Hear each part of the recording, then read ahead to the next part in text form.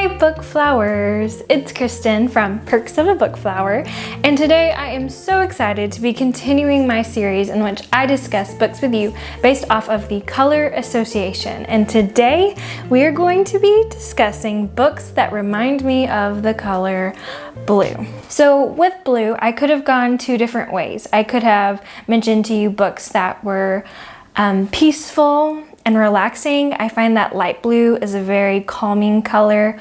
Or I could go in the different route and recommend to you books that are sad. You obviously know I went with sad books because even though I look bright and cheerful to you internally, I am very sad sometimes and love a book that makes me cry. In fact, I believe that a true perfect book to me makes me go through the process of catharsis in which I cry myself so much that I come out a new creature. So today I am going to be recommending to you books that remind me of the color blue, books that are sad and sorrowful, and they're books that are not just in certain parts sad, but I think there's a deep sadness that kind of lies at their whole core. And before you click away, like, I don't want a sad book, I don't need this, let me just tell you that some of these books are some of the best stories I have ever read.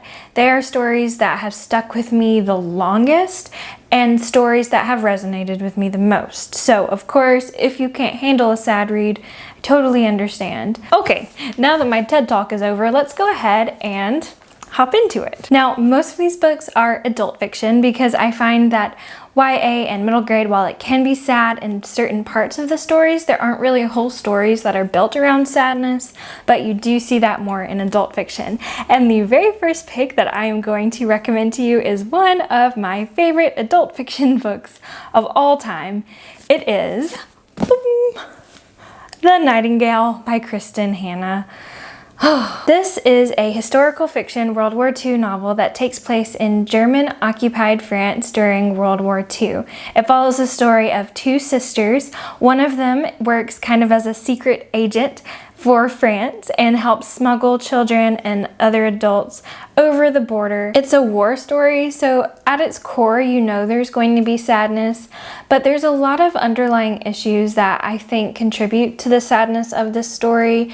There's a very sad ending, and really throughout, the pages of this book are just kind of stricken with loss and death and the tragedy of human existence. I gave this book 5 stars when I read it, and I always will. It's a beautiful story, but it's also very sorrowful, and for that reason, I think it will be the perfect blue book for you. The next book on my list is My Dark Vanessa by Kate Elizabeth Russell. As you can probably infer from its name, this is a story that is dark and follows the story of a girl named Vanessa who at a young age enters a relationship with her high school teacher and how that relationship affects the entire rest of her adult life. It is a book that is not hopeful. It is a book that is sad and very disturbing to read. Please check out all content and trigger warnings before you pick it up. But with that being said, I think it's a really important book. I think that it has a lot that it has to say about women and sexual assault and the lasting impact of bad relationships. And even though it's hard to read, I think that it is a worthwhile read. But of course, every page lingers with the effects of sadness and years of unhappiness, and for that reason, this is a book that is definitely blue. The next book I am going to recommend to you is Sharp Objects by Gillian Flynn. This is a book that follows a reporter named Camille who returns to her hometown to do an investigation on the murder of 2 children. But it's also the story of a girl who is struggling with a deep sadness that kind of resonates from a horrific home life and the consequences of this sadness. And so being back home, Camille has to now deal with a lot of the hurt from her past while also trying to figure out what the heck is going on with the murders that are happening in her hometown. It's a story that is riddled with sorrow, despair, the effects of years of neglect. You'll definitely want to take a look at any content warnings. There's lots of mental health things kind of going on as well. And just, it's a story that bleeds with sadness and rawness and ache, and it made me feel so uncomfortable.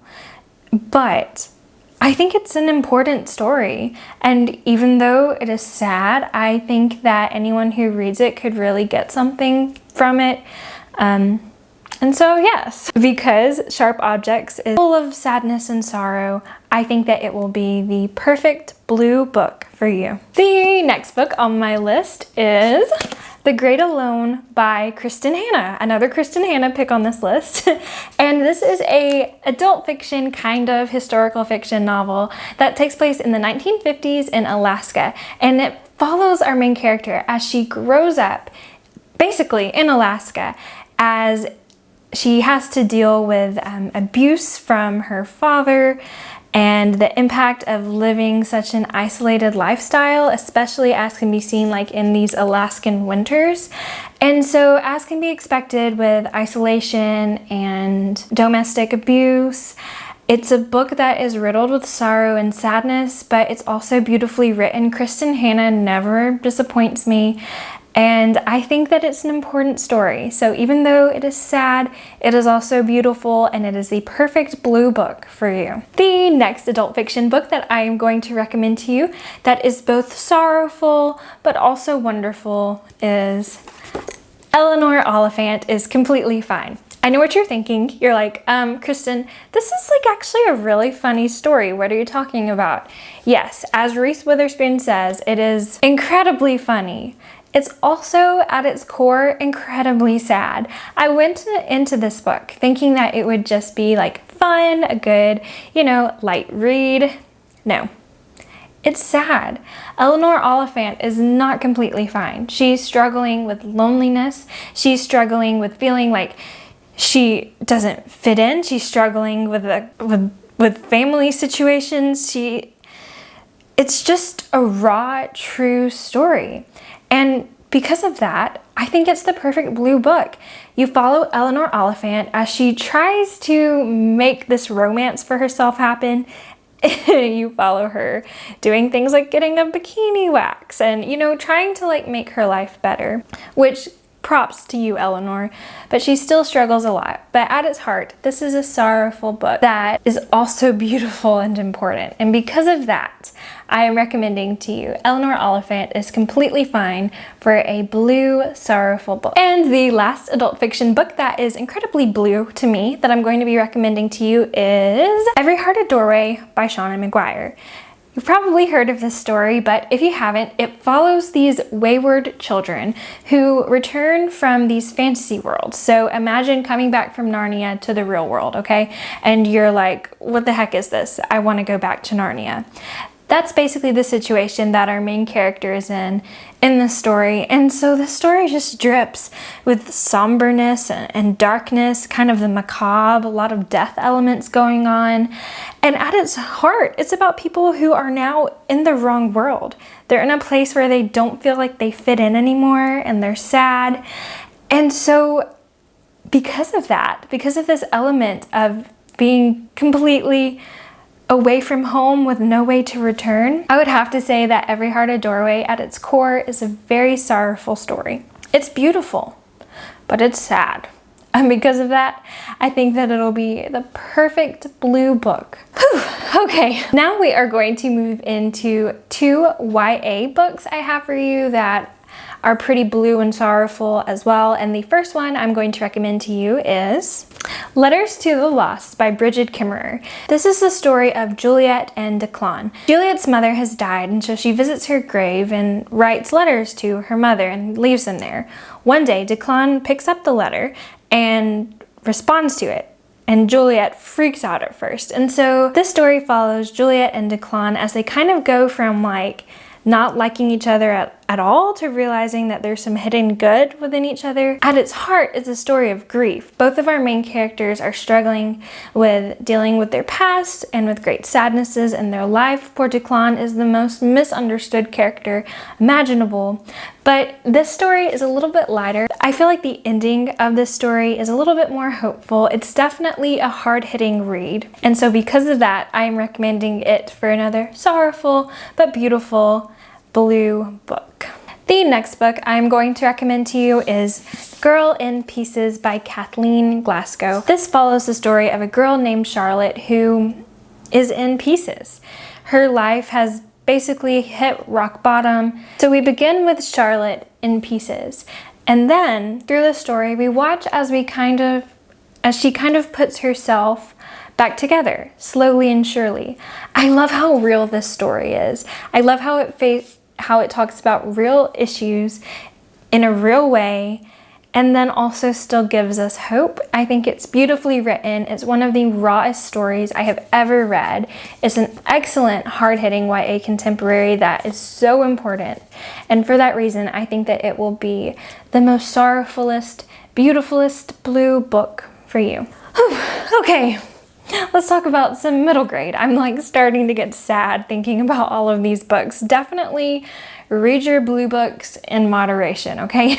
The next book I am going to recommend to you, the blue sad book, is The Thing About Jellyfish by Ali Benjamin. This story follows a girl named Susie who is dealing with the fact that her best friend has passed away, and she's trying to figure out the reason why. She thinks it might have something to do with a killer jellyfish, so she sets out to find out if that's true and learns a lot on the way, including how to deal with loss.